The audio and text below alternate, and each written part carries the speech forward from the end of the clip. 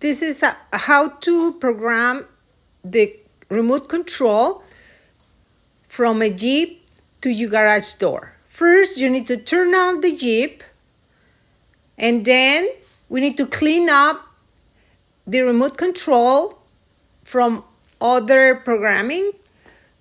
Push the 1 and 3 button and until the light flashes, and then it's clear.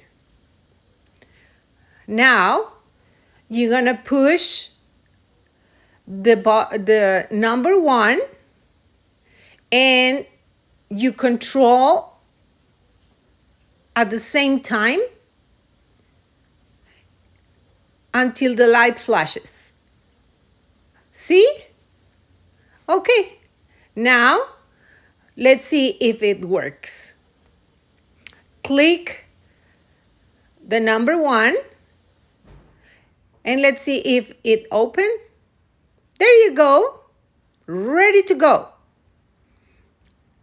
Please subscribe to my channel so I can keep giving you good tutorials and keep my channel going. Gifts are super well appreciated. Thank you.